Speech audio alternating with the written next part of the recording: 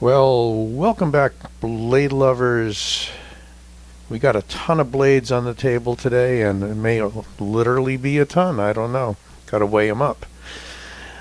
This is showing some love and affection for the big boys, the big blades, the long ones, the tall ones, and of course, this isn't really in the jumbo category, which is its own world of the 5 and 6 inch bladed cold steels and so forth. No, this is going to be in the 4-inch plus range, and I've got 7 knives to show you, so I better get on with it or we'll be here for half an hour, and I don't like to do half-hour videos because you're going to skip around anyway. Let's start right here with the SOG Seal XR. This is a heavy-duty knife in the 6 to 7 ounce range. It is the XR lock, which is new for SOG as of, I believe, 2020 they came out with this. And I've got the Pentagon and the TAC XR as well, but this is the largest of the group, having that kind of locking bar release and lock on it.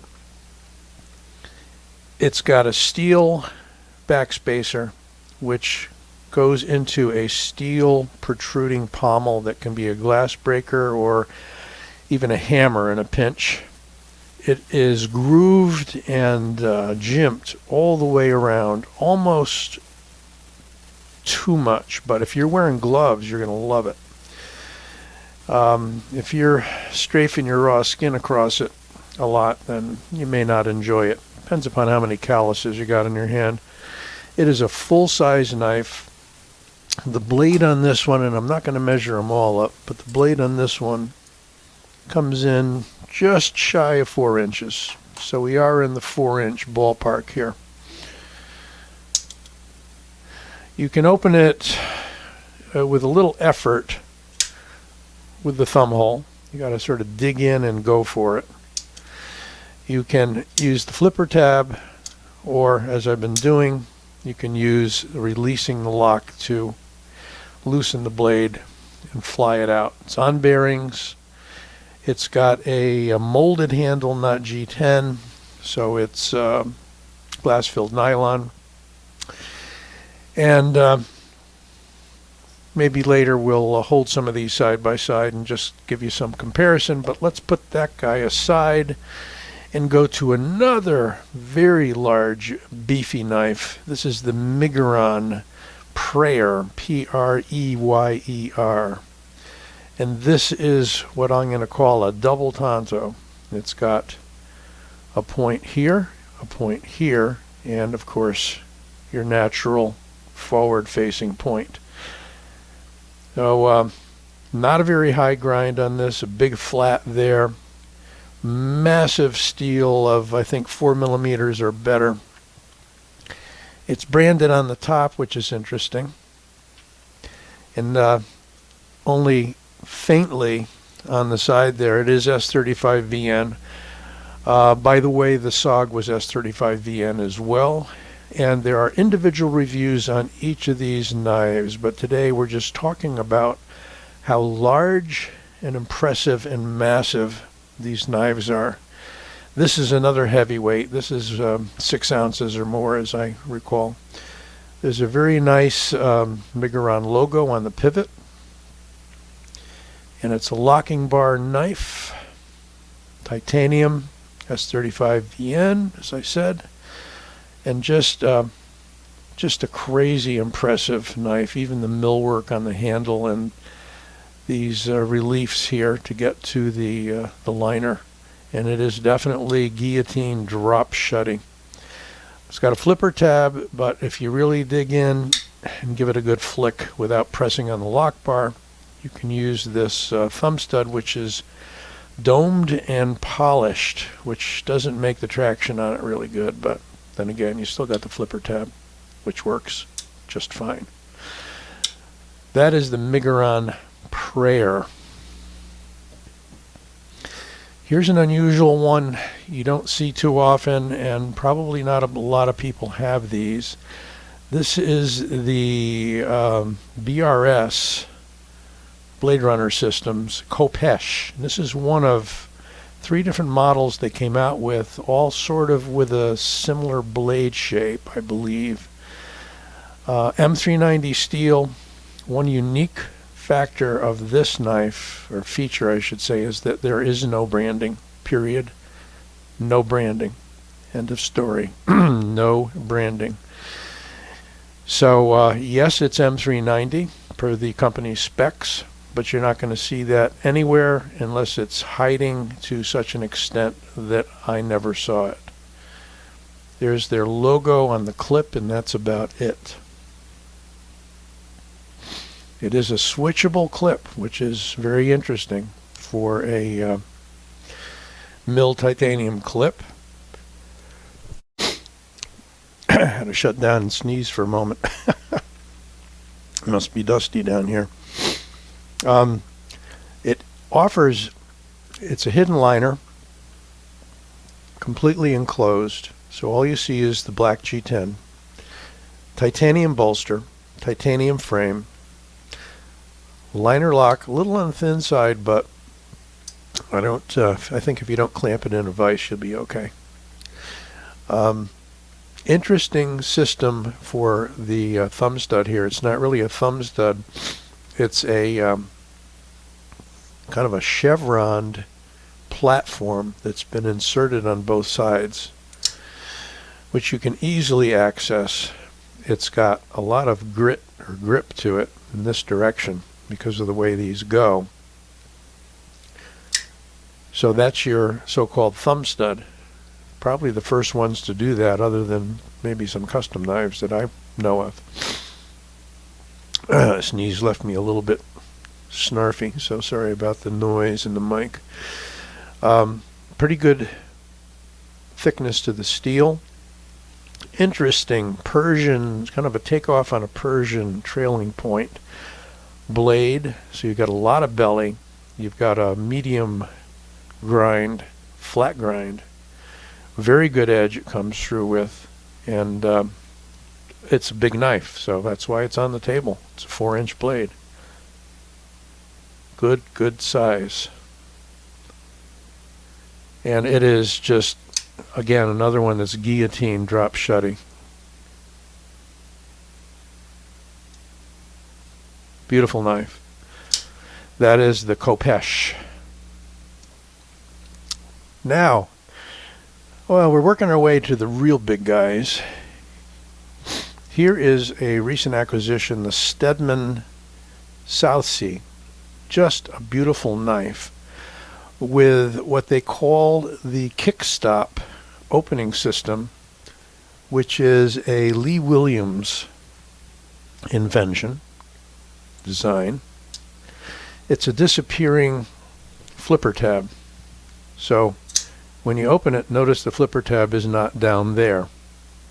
The flipper tab is a separate moving piece on its own pin, and it only comes up, as you can see, when the blade closes.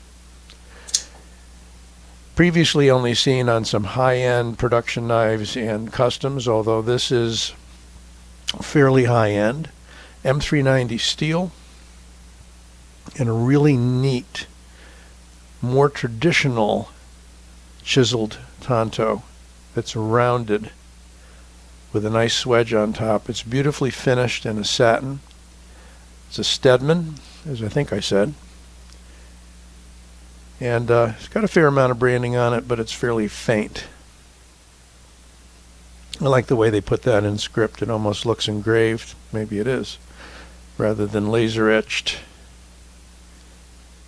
It's a frame lock with a very nice clip that's attached from the underside.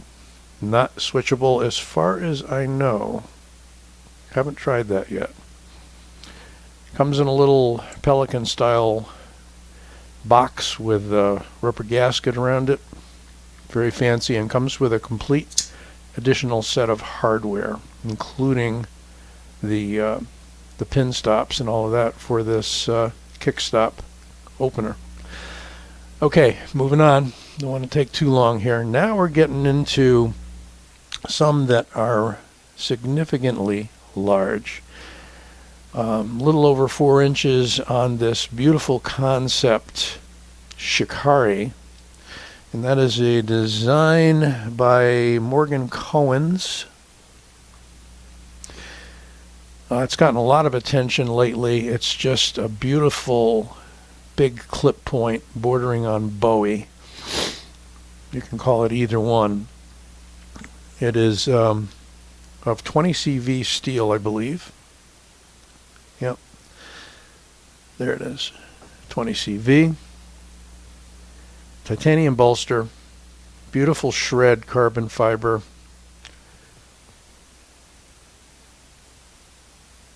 Almost a marbled. There's a slight difference between the two. I'm not really up on it. There's a nice relieved access for the liner lock, and look at that, it wants to close right away. It's just amazing.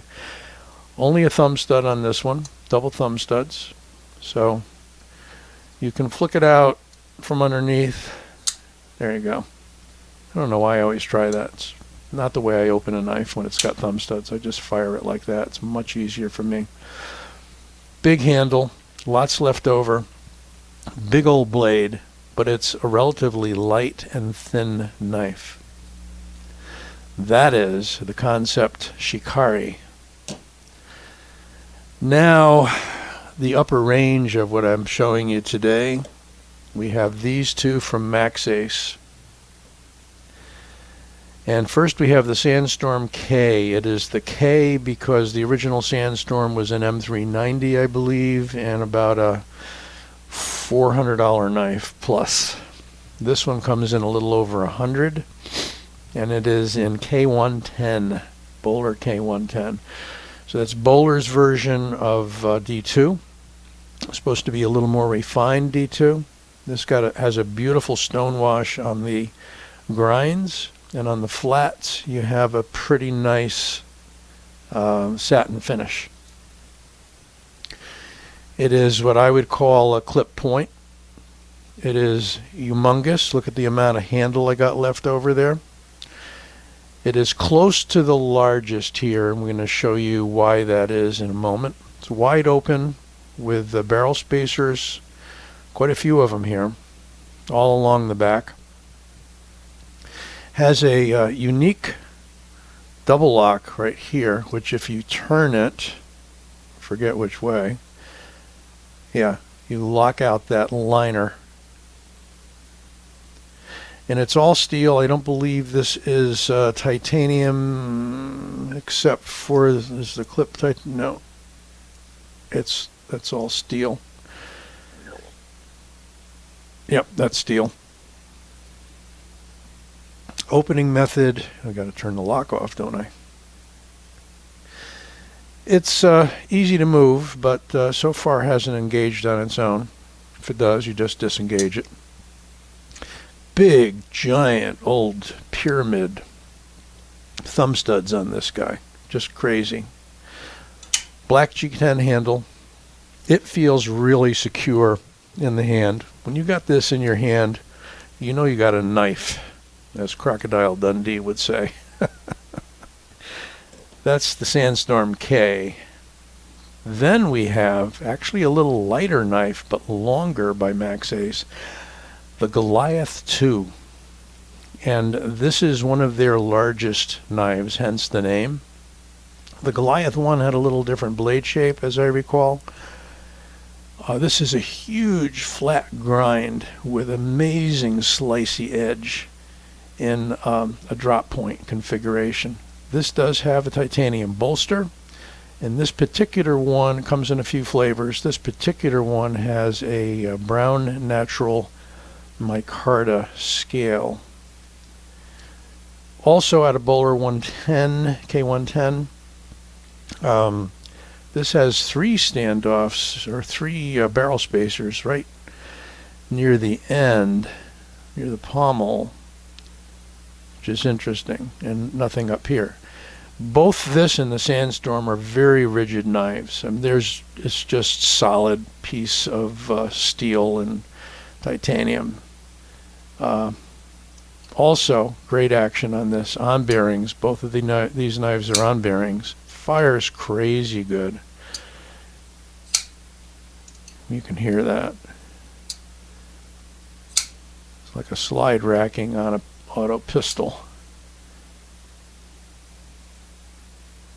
So whereas the Sandstorm K was double thumb studs, this is flipper only, with a little inlet there, but not all the way through on the flipper tab. Stands up just enough for this size blade. You need something to get it going, but the detent isn't bad, and you can fail it. But it just swings right out there without much effort. That is the Goliath 2. We'll do some quick comparisons. If we took the Seal and put it next to the Goliath 2, the Seal, which is a large beefy knife, just can't compare in size, overall size, to the, let me get in a little closer on these, just dwarfs it by about 1.5 inches at least. And even the Migron Prayer is going to be large, but if we even this all up here and make good use of my grid mat, cutting mat, 1, 2, 3, 4, 5, 6, 7, 8, 9, 10 inches overall length on that Goliath. And if we put it next to its brethren here, the Sandstorm K, what do we have? Just about the same. If we go by the blade and go to the bolster on each, also the same. For some reason I was thinking that the Goliath had a longer blade, but exactly the same. If we were to compare the Sandstorm with the Shikari,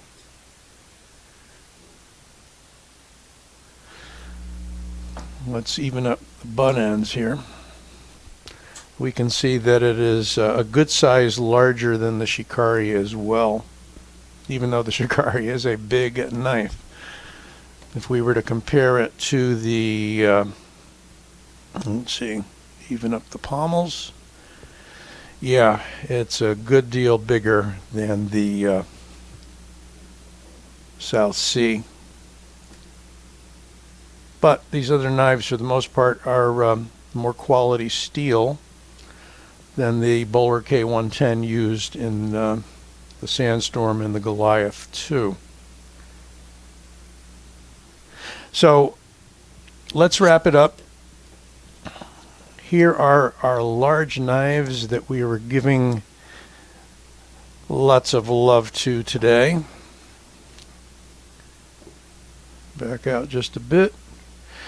So we've got the SOG Seal XR, we've got the Migron Prayer, we've got the Kopesh by BRS Blade Runners, we've got the Sandstorm K by Max Ace, we've got the Goliath 2 by Max Ace, we've got the Southsea by Steadman, and we've got the Shikari by Concept. Wow, what a memory I've got, huh? Not bad for an old guy. Hope you enjoyed this video. Don't forget to give it a like and subscribe if you haven't already. This old sword, signing out.